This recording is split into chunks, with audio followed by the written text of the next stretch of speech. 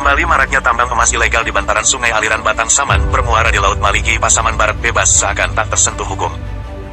Setelah viral diberitakan dan ditertibkannya puluhan alat ekskavator penambang emas ilegal di Astra dan Rimbo Jandung beberapa bulan yang lalu, dari investigasi kontributor NKRI POS menemukan sedikitnya 25 alat berat aktif melakukan pengerukan dan penyaringan emas di bantaran sungai di kawasan Tombang Hilir, Kecamatan Talamau, Kabupaten Pasaman Barat pekan lalu. Aktivitas liar ini terstruktur rapi dan diduga melibatkan beberapa oknum institusi negara memperkuat keberadaannya, mulai dari penyedia BBM, lokasi, alat berat hingga uang komando alias uang siluman agar aman. Menurut MS, warga di sana menjelaskan kepada awak media bahwa aktivitas ini sulit ditembus orang asing karena dari jalan kampung harus menempuh perjalanan hingga 1,5 jam dan harus melalui portal yang dijaga informan penambang. Sementara itu, dari investigasi kontributor awak media yang sudah 3 hari di lokasi secara mengendap, dapat diketahui bahwa 25 alat berat leluasa mengeruk di kanan dan kiri sungai baik siang maupun malam hari dimiliki oleh RR, ST, SD, UM, JLK, NL, Bucok dari Sumut, MAMI dari Simpang 4, dan SJ masing-masing memiliki hingga 3 unit ekskavator.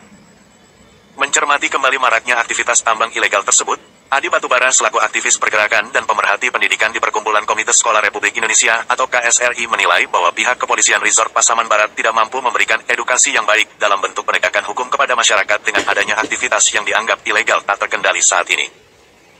Beliau juga mengingatkan kepada pihak kepolisian agar jangan sampai kepercayaan masyarakat semakin pudar atas perannya sebagai penegak hukum yang berkeadilan. Masyarakat saat ini semakin tajam menyoroti kinerja kepolisian di Polda berikut Polres Pasaman Barat yang tidak berkesudahan dalam menangani perkara illegal mining di wilayah hukum Polres Pasaman Barat.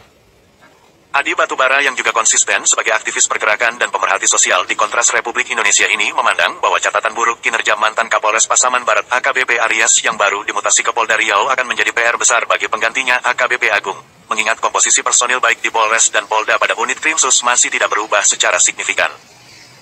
Kapolsek Talamau AKP Junaidi SH saat diwawancara awak media di Mapolsek Talu terkait penambangan emas tersebut menjelaskan bahwa beliau tidak mengetahui adanya aktivitas penambangan di wilayah hukumnya.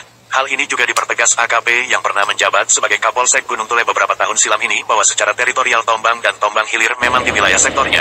Namun beliau mengatakan bahwa Tombang Hilir tidak memiliki akses jalan dari Makonya dan medan yang berat menyisir pinggiran sungai. Sementara menurut beliau justru yang memungkinkan koordinasi lebih dekat dengan Kapolsek Gunung Tule sebab dugaan beliau akses masuk ekskavator dari Astra menuju lokasi dimaksud. Sementara itu Kanit Tipiter Polres Pasaman Barat saat disampaikan terkait temuan ini berjanji akan menyampaikan ke atasannya. Hal senada juga telah disampaikan dan diminta tanggapannya oleh awak media ke Kasat Reskrim Polres setempat, bahkan ke unit Tipsus Polda Sumatera Barat, dan direspon dengan adanya aktivitas gaguh beberapa hari yang lalu. Namun hingga berita ini ditayangkan, aktivitas penambangan di Tombang Hilir semakin meluas terbukti dengan adanya alat masuk dari Rimbo Jandung serta di parkirannya 5 unit lain di komplek perumahan Astra. Terpisah saat konfirmasi redaksi NKRI POS ke Kapolda Sumatera Barat via pesan WhatsApp terkait langkah tindak lanjut hukum, beliau menjelaskan bahwa beliau telah memulai tindakan tegas berupa menurunkan tim-tim yang dipimpin Dirkrimsus dan Kapolres Pasbar mendatangi TKS dan melakukan cek legalitas sebagaimana petunjuk dan arahan terdahulu, ungkap Kapolda Sumbar.